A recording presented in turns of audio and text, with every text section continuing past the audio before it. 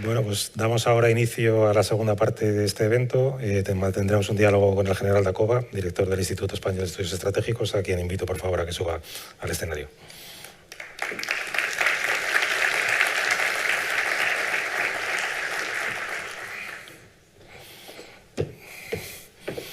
General, bienvenido. Bien, ahí. General, yo creo que es obligado que empecemos hablando de Ucrania. Hace un año, apenas habían pasado unas semanas desde que Rusia invadió Ucrania y volvemos a plantearnos la pregunta de en qué punto nos encontramos del conflicto, o podemos pensar incluso en que ha llegado el momento de crear una mesa de negociación y empezar a hablar ya de la paz. En primer lugar, encantado de estar aquí. Muchas gracias por la hospitalidad también, además en nombre de mis compañeros que actuarán a continuación. Pues es un placer estar una vez más aquí, en esta que empieza a ser ya también nuestra casa, claro que sí. Muchísimas gracias. Un placer. Lo decía el presidente Brufau en sus palabras, habíamos vivido un año absolutamente intenso en todo el mundo, pero desde luego de una manera también especial y claramente cercana en Ucrania, ¿no? Decíamos hace un año en estos momentos que todavía impactados por la inminencia de la cercanía en aquel momento de la invasión, que se nos presentaba un panorama absolutamente abierto e incierto. Y bueno, en cierto modo así ha sido, y hoy casi podemos corroborar lo que adelantábamos, ¿no? Al fracasar la victoria relámpago que se pretendía, lógicamente, desde Moscú y con la decidida resistencia ucraniana, hemos vivido este año, entre la edición anterior y la actual, en la que se produjo una reacción por parte ucraniana que la llevó a recuperar parte del territorio que había sido ocupado meses antes por las tropas rusas. Se liberó la presión sobre una ciudad tan importante como Kharkov. Se llegó incluso a recuperar Gerson, que es la única capital de Oblast que había sido ocupada por Rusia.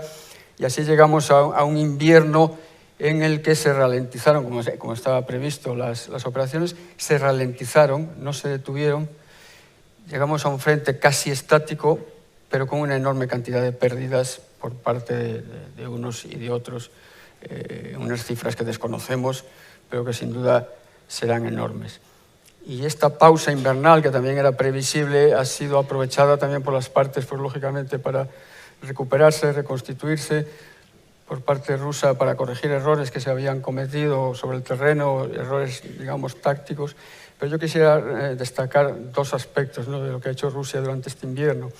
Por un lado es esa campaña persistente de destrucción de las infraestructuras ucranianas, que va a tener, lógicamente, unas repercusiones de largo plazo muy considerables, y sobre todo, que no se hace mucho hincapié en ello, pero va a ser muy relevante, es que Rusia ha utilizado estos meses para hacer lo que nosotros denominamos la fortificación del terreno. Es decir, para organizar el terreno, para crear obstáculos, para proteger a sus unidades, búnkeres, alambradas, campos de minas. Y esto va a ser muy relevante, lo señalo, porque ante la previsible e incluso anunciada contraofensiva ucraniana, pues probablemente esta tarea rusa previa pues puede llegar a dificultar enormemente esa previsible campaña, esa contraofensiva ucraniana.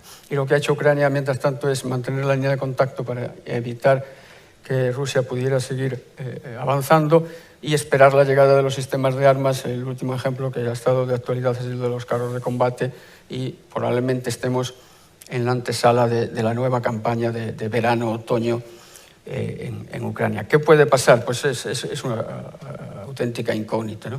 Probablemente, y esto es una mala noticia en ese sentido, se reanuden los combates en toda su intensidad, vuelva a haber un enorme número de bajas y probablemente las variaciones sobre el terreno no sean significativas o muy significativas al menos, con lo cual llegaremos probablemente a un otoño en el que ambas partes estarán todavía más agotadas, todavía más castigadas, y quizá con un poco de wishful thinking pensamos que ese será el momento de plantear la gran cuestión de las negociaciones. Habrá negociaciones algún día, sin duda alguna, pero no va a ser fácil, probablemente no sea pronto.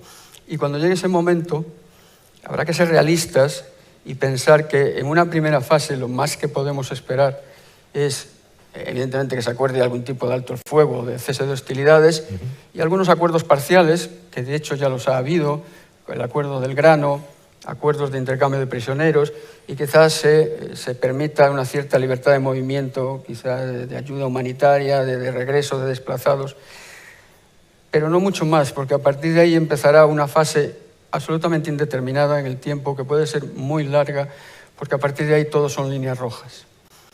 Si hablamos de territorio, es evidente que Crimea es una línea roja por razones opuestas para ambos contendientes, el Donbass o las cuatro provincias anexadas. Habrá que hablar de crímenes de guerra, habrá que hablar de reparaciones de guerra, habrá que hablar de la reconstrucción de Ucrania y habrá que hablar sobre todo, y esto sería lo más importante, del estatus de Ucrania en relación a Europa, por un lado a la Unión Europea, y el estatus de Ucrania o las garantías de seguridad para Ucrania, no a través del ingreso en la Alianza Atlántica, que parece que en este momento nadie lo considera a corto ni a medio plazo, pero sí habrá que dar algún tipo de garantías de seguridad a Ucrania, y esas tienen que venir de Occidente, es evidente, ¿no? Y habría que buscar también un estatus para Rusia, porque la seguridad, una arquitectura de seguridad en Europa nunca será sólida, estable y duradera si no incorpora a Rusia, porque Rusia es Europa y Rusia está en Europa. Evidentemente eso no es posible con esta Rusia y en estas circunstancias, ¿no? Y entonces ahí tenemos el concepto estratégico que se aprobó recientemente en Madrid, que apunta a que, lamentablemente, después de 3 conceptos estratégicos previos en los que no era así, este nuevo concepto estratégico dice claramente el área euroatlántica, de nuevo, no está en paz. Es decir, estamos construyendo, y no hay otra alternativa de momento, una arquitectura de seguridad contra Rusia, cuando lo ideal, y algún día ojalá sea así, sería con Rusia. Este es un poco el ejercicio de bola de cristal, y habrá que seguir, evidentemente, muy, muy de cerca los acontecimientos. De momento, pues esta es la inminencia de lo que pueda ocurrir ahora que llega, una vez que se seque definitivamente el terreno en Ucrania. Muy bien, muchas gracias, general. En Europa, claro, la principal preocupación es Ucrania, que está, pues eso, a las puertas del conflicto de la Unión Europea. Pero ¿hay algún otro actor en la esfera internacional por el que debemos preocuparnos y que lo mismo ahora no estamos siendo tan conscientes? Sí, claro, también se mencionó en las intervenciones anteriores, porque es evidente, ¿no?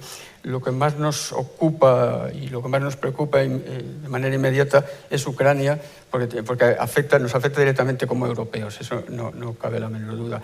Podemos decir, por lo tanto, que Ucrania es lo más urgente, porque la continuación del conflicto de una manera más o menos indefinida pues no hace sino continuar tensionando cada vez más las relaciones internacionales en general y también las costuras de la propia Unión Europea, porque estamos viendo cómo, aunque hasta ahora la respuesta ha sido afortunadamente impecable por nuestra parte, pero cada nueva ronda de sanciones tensa las costuras de las instituciones en Bruselas y, por lo tanto, la continuidad indefinida de las consecuencias económicas, energéticas, también se ha mencionado, están ahí. Por lo tanto, la continuidad de la guerra no nos conviene en absoluto, ¿no? por 1000 razones. Eso, por lo tanto, es, podemos decir, lo más urgente.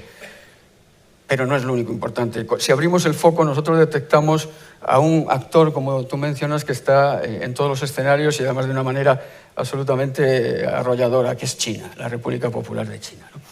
China está en Iberoamérica, China está en África, China está en Oriente Medio. Hemos visto hace apenas unas semanas una foto que ha sido el anterior ministro de Asuntos Exteriores chino el que ha auspiciado el restablecimiento de las relaciones diplomáticas entre Arabia Saudí e Irán en Pekín, no en Washington, sino en Pekín. China está en el Índico y China está en los mares de China, como es lógico, pero además en esa región está el gran punto rojo preocupante de futuro, que es Taiwán, pero está también Corea del Norte. Estamos viendo las reacciones de Corea del Sur y de Japón. Está presente Estados Unidos, está intensificando sus relaciones con actores, ¿quién lo iba a decir hace unas décadas?, con Vietnam, con Filipinas. Está revitalizando ideas y acuerdos como el diálogo cuadrilateral Quad o como el AUKUS, que tanto también nos sorprendió hace poco más de un año. China está en el ciberespacio, y de qué manera. China está en el espacio exterior. China es una gran potencia económica y geopolítica y cada vez más también militar.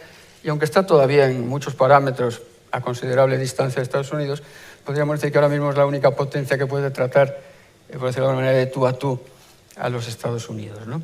Por lo tanto, nos parece que es un actor absolutamente relevante. Pero es que además China tampoco es ajena a Ucrania, aunque parecía que estaba ahí un poquillo entre bambalinas cuando el presidente Putin se desplaza a Pekín el 4 de febrero del año pasado con motivo de la inauguración de los Juegos Olímpicos de Invierno. Lo que ha ido es a contarle a su gran amigo, como ellos mismos se denominan, el presidente Xi, las últimas novedades previas a la que iba a ser la invasión de Ucrania apenas unos días después.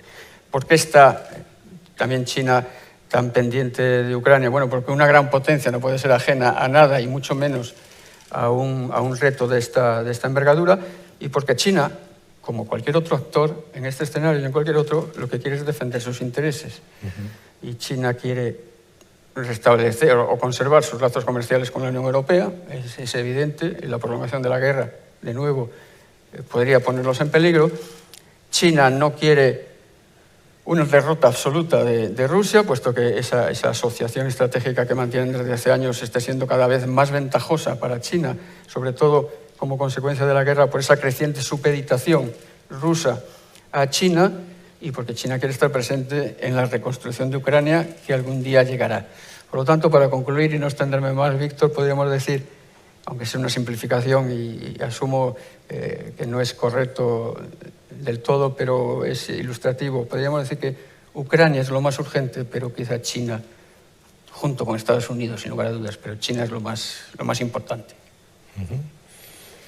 Pues además de lo urgente y lo importante, como resumes de tu segunda respuesta, ¿hay algún otro punto caliente en el planeta que igual nos está pasando ahora desapercibido por culpa de la guerra de Ucrania y que no deberíamos olvidar? Sí, lamentablemente hay muchos más puntos calientes, ¿no? Es lógico que Ucrania nos absorba toda la atención, es evidente. Y es lógico también que no despeguemos la mirada de China, pero hay otros muchos, también se mencionó en las intervenciones anteriores, hay otros muchos escenarios muy preocupantes. Somos españoles y, por lo tanto, miembros de ese club de los países del sur, del flanco sur de la Unión o de la Alianza, como en este caso coincide, ¿no? Y estamos, y somos, y seguiremos siendo solidarios con nuestros socios y aliados del Este, porque compartimos el problema de Ucrania y compartimos la preocupación y las ganas de solventar la enorme crisis de Ucrania. Pero precisamente por eso, porque hemos sido solidarios y lo estamos siendo y lo seguiremos siendo, también estamos legitimados para pedir que no se olvide que el vecindario inmediato es también muy preocupante, ¿no? Por ceñirnos a lo más cercano, la región del Magreb, del Sahel y ya también del Golfo de Guinea están sufriendo un proceso claro de deterioro institucional, de inestabilidad, de conflictividad y de guerra, por qué no decirlo. Libia, el Sahel, países como Togo y Benín, que parecía que estaban un poco al margen de la marea yihadista en el Sahel, están siendo ya también permeados. Por lo tanto, y con esto, si te parece, concluimos para no extendernos, podríamos decir de nuevo aquello de el sur también existe, así ha sido contemplado también en el concepto estratégico. Lo que decimos desde el sur es que pasemos de las musas al teatro, que pasemos de las palabras a los hechos y que seamos conscientes de que la estabilidad de esta región que te menciono es relevante para nuestra estabilidad, pero no solo para los de los países del sur de Europa, sino para toda Europa, al igual que ocurre con Ucrania. Muy bien, general. Pues muchas gracias por ilustrarnos con tus reflexiones sobre la realidad a la que nos enfrentamos día a día en el mundo, y agradecerte tu presencia, y te esperamos el año que viene de nuevo en nuestra casa. Y hablaremos de Ucrania, me temo. Seguro. Muchas gracias. Muchas gracias.